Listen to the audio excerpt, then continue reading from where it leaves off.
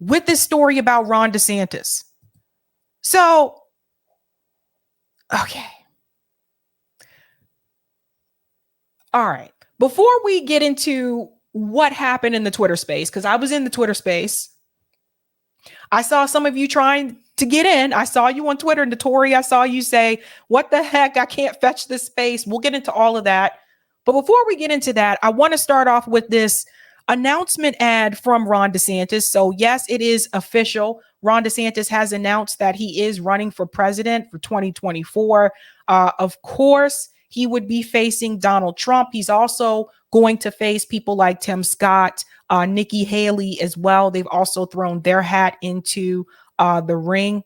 Hutchinson also has thrown his hat into the ring. But obviously, I think we all know at the end of the day, this race on the GOP side is going to come down between Ron DeSantis and Donald Trump.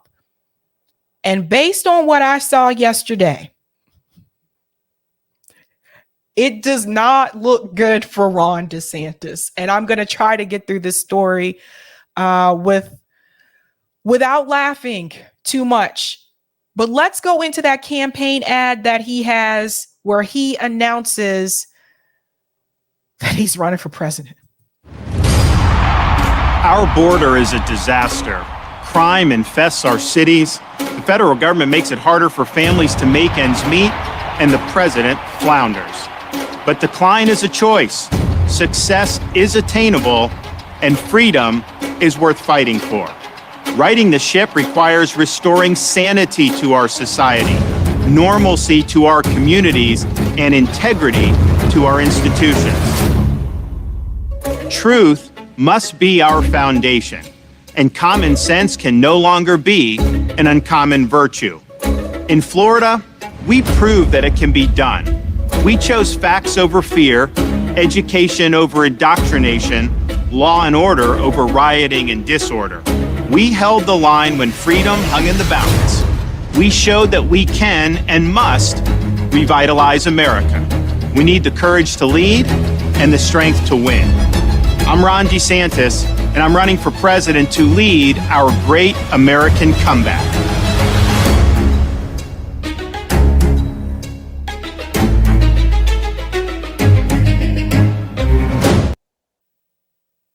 So that's the campaign ad. I don't know how you guys feel about the ad, but it was interesting to me towards the end to lead, the country in our great comeback. I'm like, okay, so are you trying to make America great again like Donald Trump? I didn't really feel original. Did not really feel original.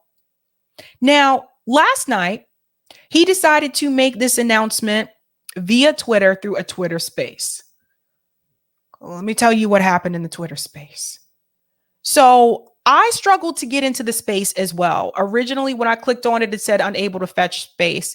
And then I tried it again and it let me into the room. So there were hundreds of thousands of people in the room. I am sitting there waiting very patiently, and I'm not really a patient person, but I waited. It was obvious that Ron DeSantis had difficulty connecting. Like you could see underneath his name, it said connecting. So that took some time. Obviously, because there were a lot of people trying to enter the space at the same time, there was technology issues. It seems like the servers just couldn't handle the amount of people that were trying to enter the space at the same time. Look, technology does not always work. Sometimes it fails. Sometimes it bombs publicly in front of a lot of people, and it can be embarrassing. That's what it is. But that's not the issue I'm about to stress right now. Those things do happen. Problem is, it seems like they didn't test this out the day or a couple days before. Typically, with something like that, you would want to test it out a couple days before, right? Especially if you're bringing in a crowd like that. 2, while we're sitting there waiting for Ron DeSantis to connect to the space, there was no one talking. It was complete silence for like 20 minutes.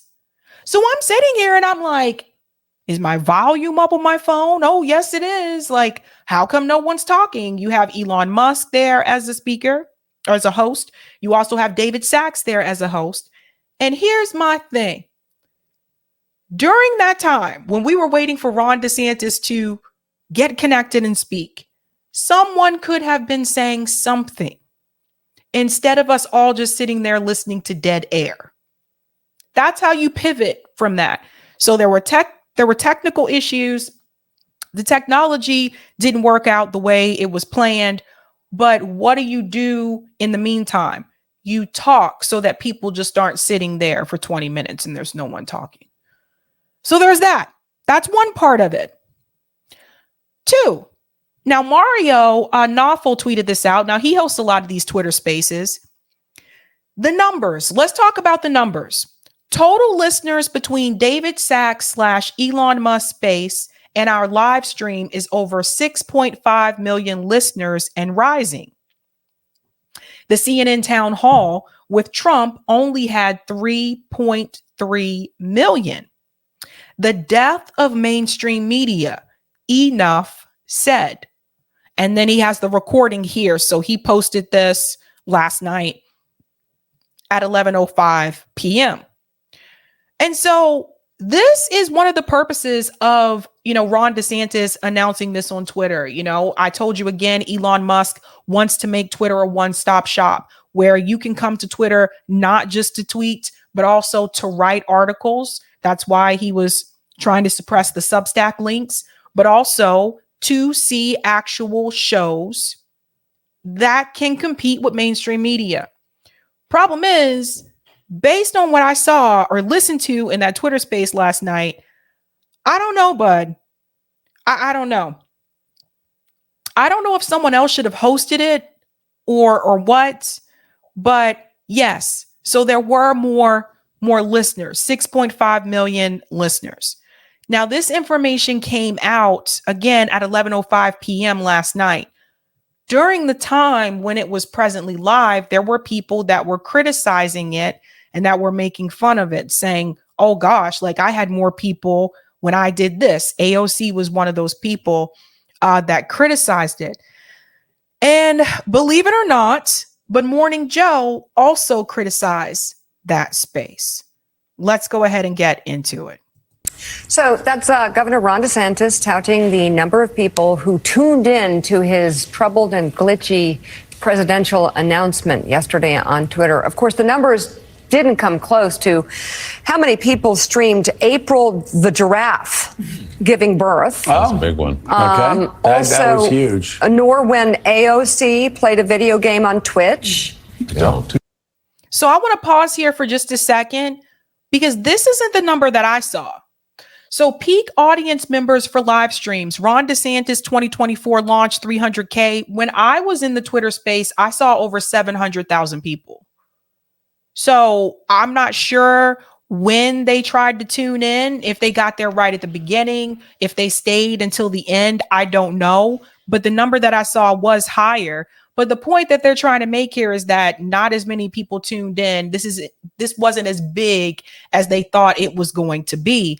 Some people did come back and listen to the recording. And because there were those issues with the technology, some people did drop off. Like at one point it had crashed and then they had to reopen. So that affected the numbers as well. But listen to this. Look, AOC plays video game on Twitch, 430,000 people watching. And yes, this is true. AOC bragged about this herself on Twitter. But one thing I do want to say is that, again, these are two different platforms. So I think if you're going to make these types of comparisons, it's hard to compare Twitch to Twitter. Those are two different things.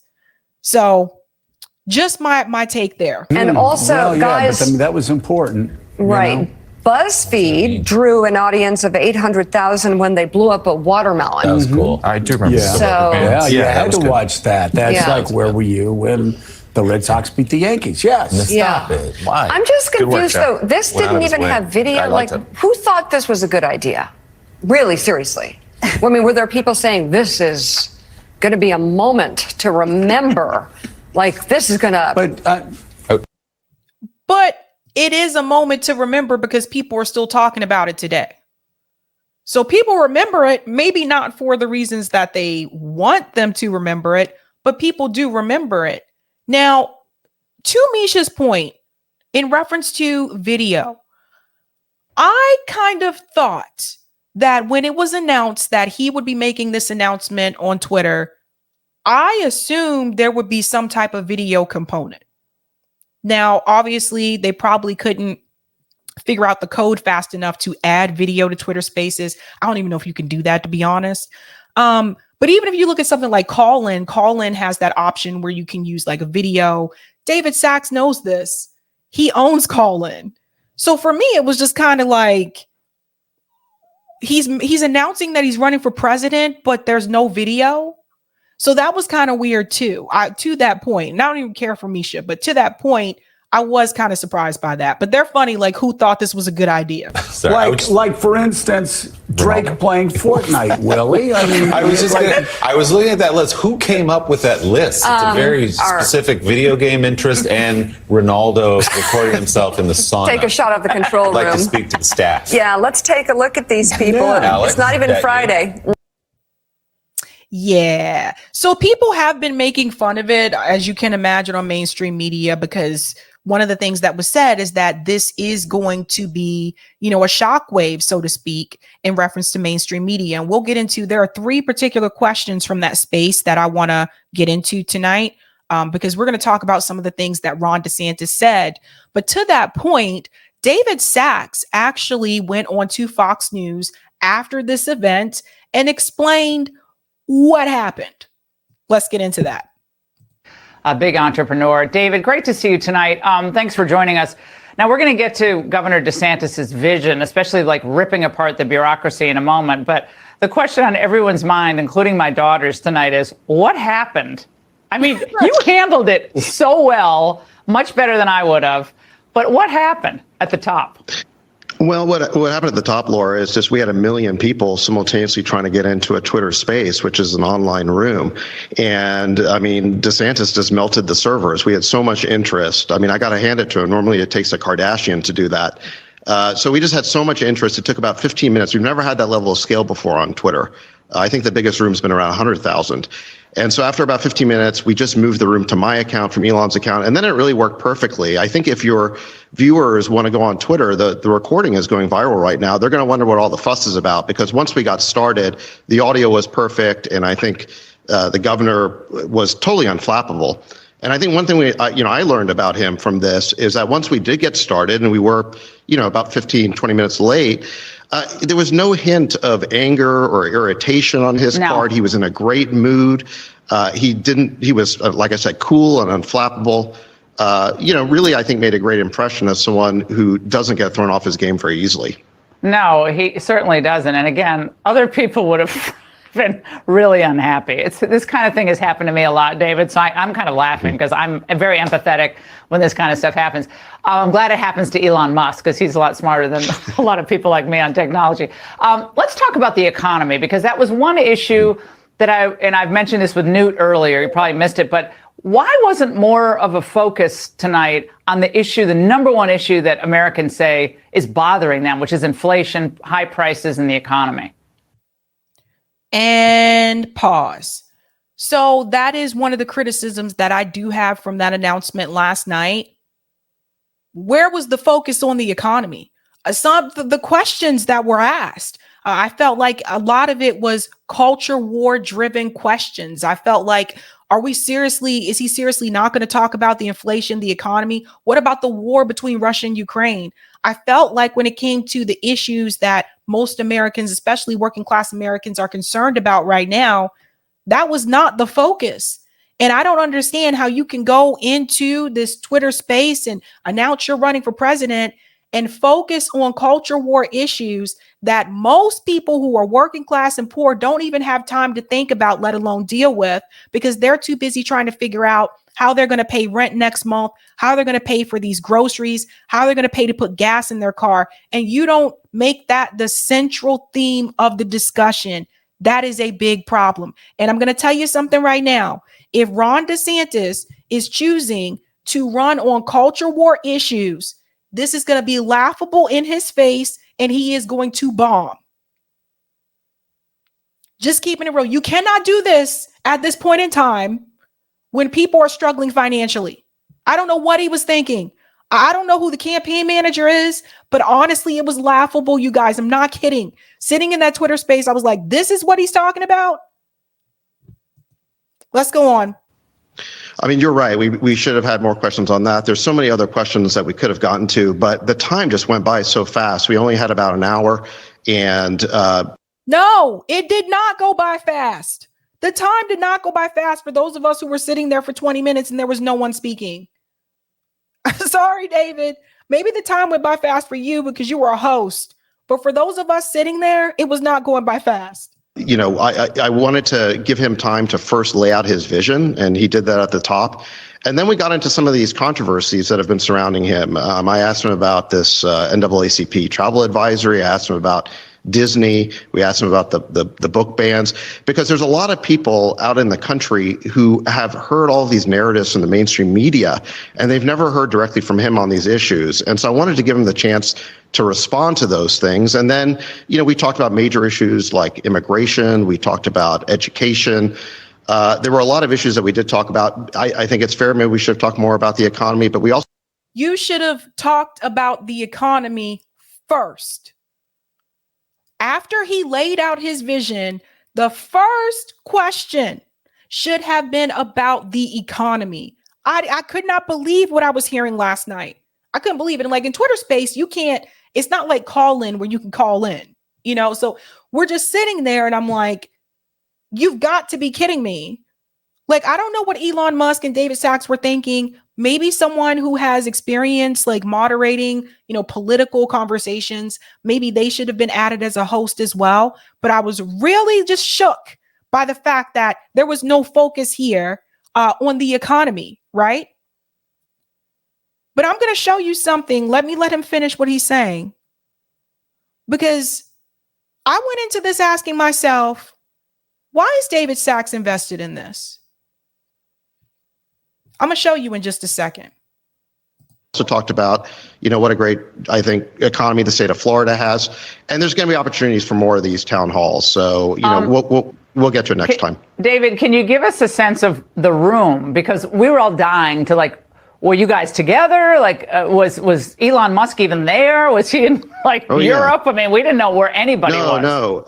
Elon and I were together in a conference room in Twitter headquarters, and there were a bunch of engineers gathered around us. And again, it's because we've never had an event like this on social media where you've got literally 1 million plus people trying to break down the doors to get into a Twitter space. And the only way to really test the scalability of a tech platform is you just get to that next level of scale. And so we had engineers there who were helping us out, and we just made the switch to my account. And then, like I said, it worked perfectly. But it was me and Elon sitting next to each other, and we tried using his phone, then we tried using my phone, and it worked out great. So DeSantis was in, I think, Florida. And so this is the magic of a Twitter space, is that everyone can be in different places, no problem. That was fun because we had no idea where anyone was. We wanted photos of all of you, but, you know, we got none of that. Really quickly, Ukraine was an issue that, you know, I care about a lot because, you know, I'm kind of against all these wars of choice, and I think we're blowing a lot of money and not sure what we're going to get out of it in the end. But what about if DeSantis wins? What do you think is going to happen on that score? Well, I'm 100% with you. I mean, I think Ukraine is a proxy war of choice. I don't think we should be in wars of choice. I think it's so dangerous to be in an escalatory spiral with Russia, which has thousands of nuclear weapons. What I've heard DeSantis say about this issue is that what's happening in Ukraine does not rise to the level of a vital American interest, and we should be trying to achieve a ceasefire. So, you know, my take on it is that where DeSantis is that he would work to achieve a ceasefire as president, whereas my sense is that Biden just keeps trying to ratchet this up and escalate this thing. So I think I'm with you on this, Laura. All right. That was not the impression that I got. Now, we need to talk about David Sacks before we get to those questions in the Twitter space, because there's something that I want to show you. Again, always ask yourself, why are they so invested? Now, obviously with Elon Musk, Twitter is his platform, so of course he's going to be involved. But I've been seeing David Sacks kind of making the rounds. I've seen him on different shows. Obviously, he owns Callin. I'm on Callin, but Callin has now been sold to Rumble. So I don't know what is going to happen with that. So there's that as well. But I think you need to see something. Scoop overnight. A few months ago, Ron DeSantis made a clandestine trip to Silicon Valley. This is coming from Teddy, by the way. That's where David Sachs, the ascendant Republicans donor, was throwing him a dinner to introduce him to various tech leaders. That and more on DeSantis 24. And there's David Sachs. So you can see the article here. He goes on to say, David Sachs has set up 2 political vehicles in a sign of his sophistication in GOP politics. One is his super PAC called Purple Good Government PAC. Another I've discovered is a dark money 501c4, Purple Action Inc. And here's the document. Let me see if I can make this bigger for you guys. Oh, actually, it was better the way it was. I had it before. Sorry. Certificate of Incorporation, Purple Action Inc., a non-stock corporation. And then I know he had to blur some things out here, but there's David's name. David's name. David Sachs, see, this is a thread. He continued looking into this. David Sachs is actively planning to host a fundraiser for Robert F. Kennedy Jr. So, who and what is David doing? What is his angle here? What's happening? So let's go back into this article here. For those of you who are not familiar with who he is, David Sachs, 24. This is by Puck. So I just want to show you this part right here. Let me make this a little bit bigger because it's really small. A few months ago, when Ron DeSantis was still being coy about his obvious ambition for the presidency, the Florida governor made a clandestine pilgrimage to Silicon Valley. DeSantis was a shiny object in the world of GOP donors, and he was in town to lock down the support of some of the wealthiest and most connected people in his party. And during one evening on this particular trip, DeSantis had a powerful ally, David Sachs, the ex-PayPal billionaire, Elon's sidekick, libertarian-ish podcast star, and aspiring political maestro, had quietly organized a dinner for top Bay Area leaders to hear directly from the governor. It wasn't a fundraiser, but one subtext at least was clear. When the time came for DeSantis to actually raise money, Sachs would be the guy in his corner.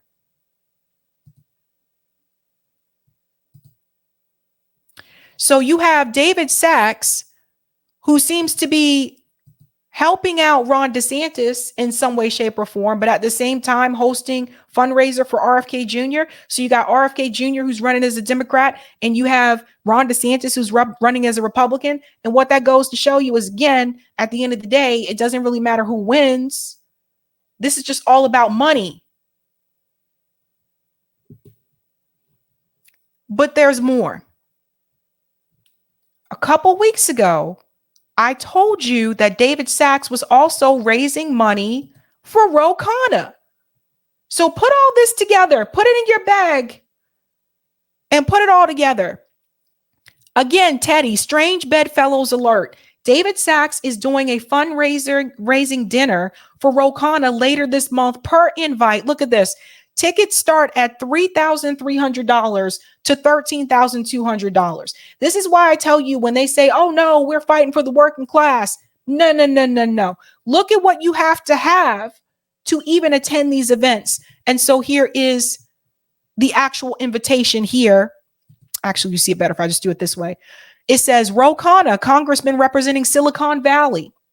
Please join Jacqueline and David Sachs for a dinner reception with Congressman Ro Khanna. By the way, it was at their house.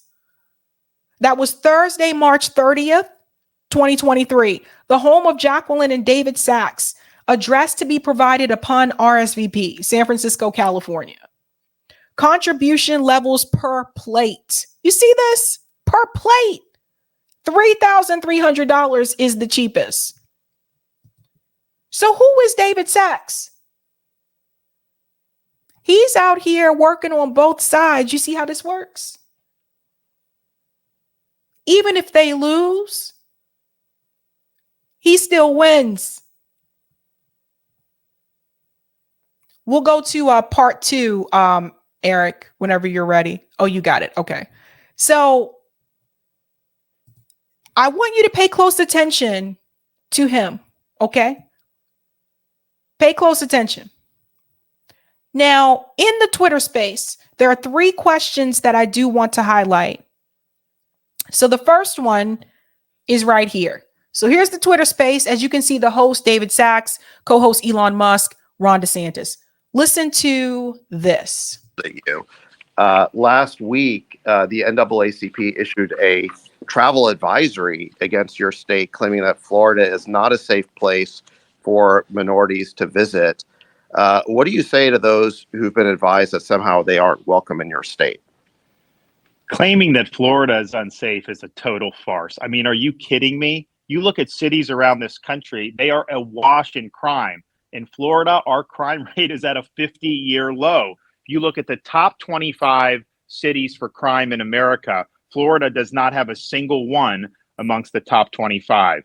And if you look at cities like Baltimore and Chicago, you got kids more likely to get shot than to receive a first-class education. Yet I don't see the NAACP batting an eye about all the outrage and the carnage that's happening in those areas. So this is a political stunt. These left-wing groups have been doing it for many, many years. And at the end of the day, what they're doing is colluding with legacy media to try to manufacture a narrative. Now, the good news is fewer and fewer Americans are gullible enough to believe this dribble. And platforms like Twitter are there where people can debunk these lies in real time. And I would just say, as an American citizen, if you are uncritically accepting narratives spun by legacy media and left-wing groups, you're failing at your job of being a conscientious citizen. And I think people just see right through it. And oh, by the way, have any of these travel advisories, because they've been doing this for a while, all these left-wing groups, have any of them worked? Well, we're the #1 state for net in-migration and have been every year since I've been governor. We just capped the highest quarter for tourism in the history of the state of Florida. And our view is we want everybody to succeed regardless of their skin color. We don't divvy up people by race. At the same time, it is worth pointing out that we have in Florida more Black-owned businesses than any state in the nation. And we've also had more African Americans lead state agencies under my administration than at any time in Florida history. But with us, you know. So what was interesting there is that he said, by the way, David Sachs was the one who asked that question. So this is one of the questions earlier on. This is why I said, like, you didn't want to ask about the economy, but David Sachs asked that question. And I get some of the things that Ron DeSantis is saying, but at the same time, he says, like, we don't divide people up by race. If you didn't divide people up by race, you wouldn't have those statistics about Black-owned businesses and what Black people are doing. So there is some division there, obviously, and otherwise you wouldn't have those stats. Let's just keep it real. But the thing is that when he talks about legacy media, that includes Fox News. That includes Fox. I'm sorry, but it's true.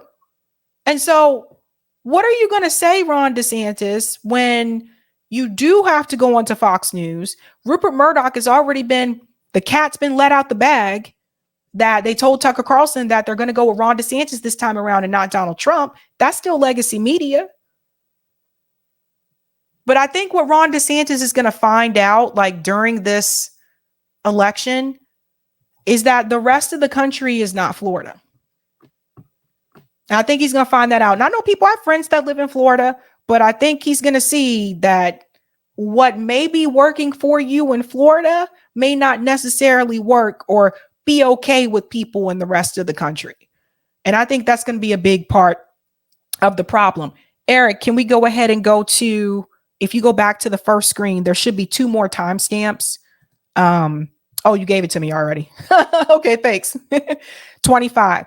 Let's go to the next question. So here we go. much of the federal government infrastructure went into suppressing honest scientific discussion during the pandemic. So it's not just public health agencies, but other agencies inside the federal government that worked to suppress the speech of Americans. And I'd love to hear your thoughts about it. No question. So I'm actually in Florida. We recognize the danger there. So I'm actually going to be signing a digital bill of rights for Florida pretty soon, which will bar all state and local government officials from colluding or working with a technology company for the purpose of censorship of speech. Because you're exactly right. You had people in the White House, you had people in all these other agencies working with these platforms to try to take it down. And oh, by the way, what did they censor Dr. Bhattacharya for? It was a roundtable discussion that I led and convened. We had Dr. Bhattacharya, MD, PhD from Stanford. We had Martin Kulldorff from Harvard Medical School, and we had Sunetra Gupta from Oxford, who was generally viewed as one of the best epidemiologists across the pond until she became anti-lockdown. So these are all eminent people. And what are we discussing? We're discussing whether there's any scientific basis to force a school child to wear a mask for 8 hours a day. They all agreed there was no basis to do it and that you should not have school mask mandates. YouTube. Just going to pause that for a second because it gets into that discussion that YouTube doesn't like too much. But one of the things I noticed during this Twitter space is that he sounds just like a politician. I feel like he's saying exactly what you want to hear in the way that you want to hear it. But I don't feel energy from it. I don't feel any energy. Like he was just kind of bland and a little bit dry. To me, but he just it's just very politician-y. Like there's no fire. There's no like heart or gut and you can't see any emotion because it's not on video. So it was just kind of, I don't know. It felt milk toasty. Like it just, I don't know. I don't know. But I get what he's trying to explain here. So he's basically saying, this is one thing that did come up. He's basically saying that he agrees with Elon Musk and what he's done in reference to the Twitter files and how some of these government agencies have come in and the censorship. And he's talking about that. But at the same time, then some people would also argue and say, but Ron DeSantis, haven't you censored people in Florida as well? Like, aren't you doing like your own version of censorship? Now, he said in the Twitter space that Florida actually has not banned any books. He said that's been exaggerated by mainstream media. I don't know. I get Marco Rubio vibes from him. I think that's what it is. He kind of reminds me of Marco Rubio, only he doesn't look like Zach and Slater from Saved by the Bell had a baby, you know, but he's giving me like those vibes. Let's go back in. We'll go to, actually, I just got to jump ahead a little bit because I think I just want to skip past that part. There we go. And yes, I think the federal government, FBI, DHS, any of the health agencies, it's unconstitutional for them to be delegating speech restriction to a private company. You can't do indirectly what the Constitution would clearly forbid you to do directly. Let me pull. Okay, so he aligns with Elon Musk in reference to the censorship, which also explains why he was willing to want to do this with Elon on Twitter Space. Eric, let's go ahead and go to the third timestamp. So that was the one about the censorship. Then we heard the one before about the NAACP comment about telling Black people not to go to Florida, which, by the way, I thought that was a bit extreme.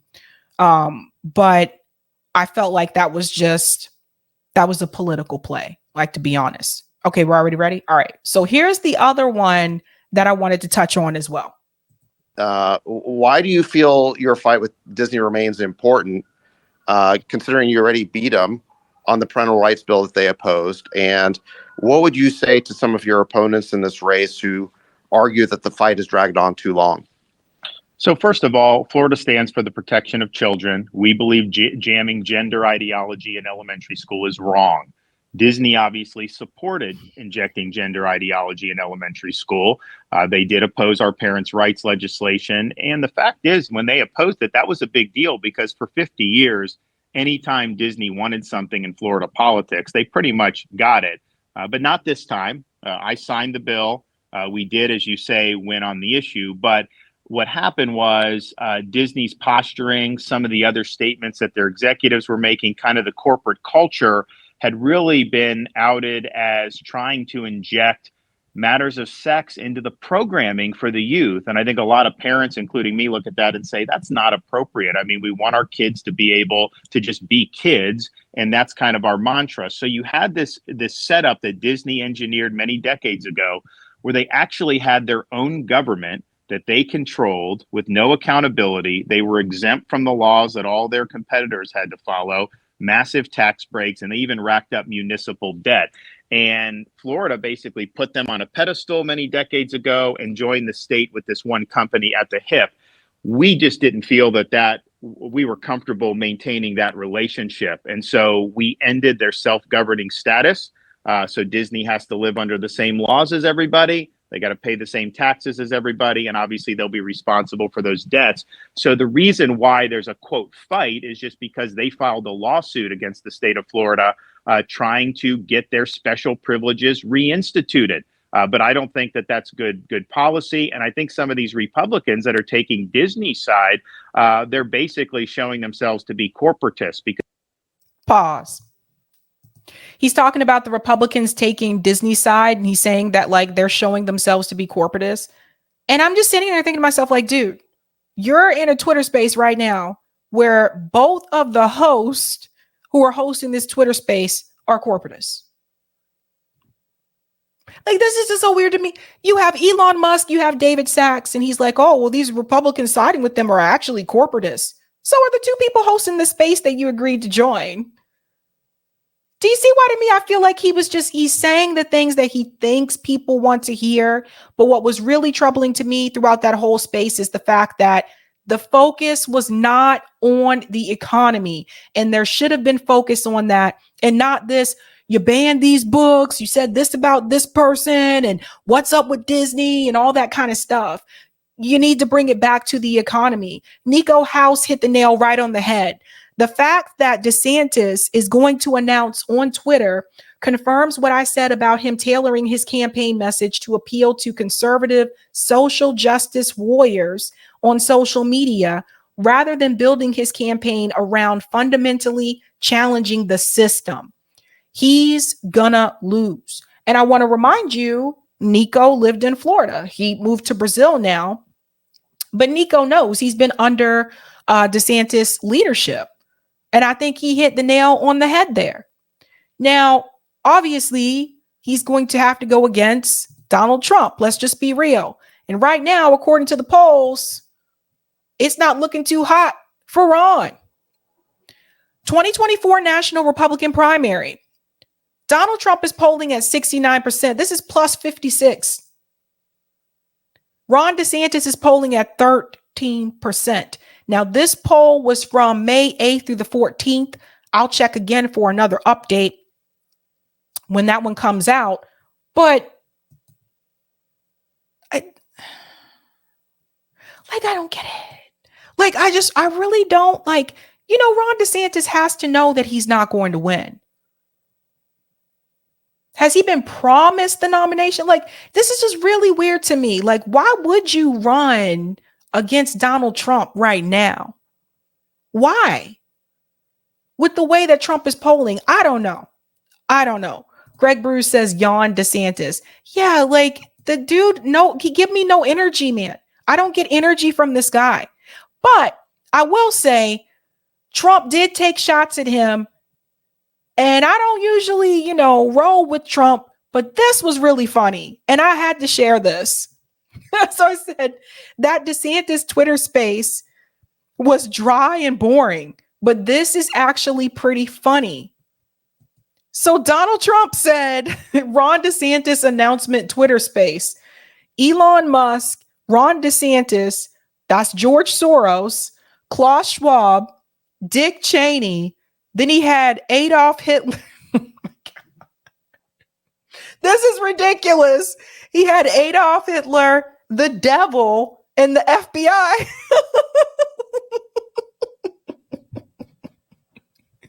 I'm sorry, but that was funny. The devil making me wink. Okay. That's one of the shots that he took at Ron DeSantis, but he also released a video as well. Listen to this. Rob DeSanctimonious and his poll numbers are dropping like a rock. I would almost be inclined to say he mispronounced his name. He didn't even call him. I didn't catch that at first. He didn't call him Ron. He called him Rob. Listen. Rob DeSanctimonious and his poll numbers are dropping like a rock. I would almost be inclined to say these are record falls. The question, is Rob just young, inexperienced, and naive, or, more troubling, is he a fool who has no idea what the hell he's doing? We already have one of those in office. We don't need another one. We need MAGA. Make America great again. That's what we want. Make America great again. We have no choice. This is the last shot we've got at it. If we don't win this time, our country's in really big trouble. Thank you. When the Ron DeSanctimonious facts come out, you will see that he's better than most Democrat governors, but very average at best compared to Republican governors who have done a fantastic job. How about the fact that he had the third most deaths of any state having to do with the China virus or COVID? Even Cuomo did better. He was number 4. He shut down everything, including the beaches. Other Republican governors didn't do that. They kept it open. It was their choice. I gave them all their choice. The Democrats blew it big. A lot of Republican governors did a fantastic job. And look at Disney and what a mess it is. Could have worked out an easy settlement, but no, he wanted to show the fake news how tough a guy he is. He's not. And the whole Disney thing is really very unfortunate. Now thousands and thousands of jobs are being stopped, and a lot of people are very upset about it. Thank you. So, yeah, of course, Donald Trump had to do clapbacks there. I'm sorry. It's very funny. It is very funny. But we'll talk about that more tonight on Call In. But yeah, I don't know what Ron DeSantis is doing. I don't know. Like I said, he reminds me kind of Marco Rubio. And then don't forget about his experience that he had as a JAG officer and his time spent at Guantanamo Bay. We talked about that a couple months ago. You know, dude seems to be pretty into torture. I don't know. I think Ron DeSantis is going to be worse than Donald Trump, to be honest with you. I think he's dangerous. But I can't go without... Oh, we got the poll? Okay, let's pull up the poll. Somebody send this to... Somebody should send this to Ron DeSantis. Okay, 699 votes in a primary race. Who would win between Trump and DeSantis? 4% said DeSantis, 83% said Donald Trump, and 12% of you said not sure. So, yeah. And I know it's only like 700 people, but still, it don't look too good for you, Ron. Guantanamo Rob. Exactly.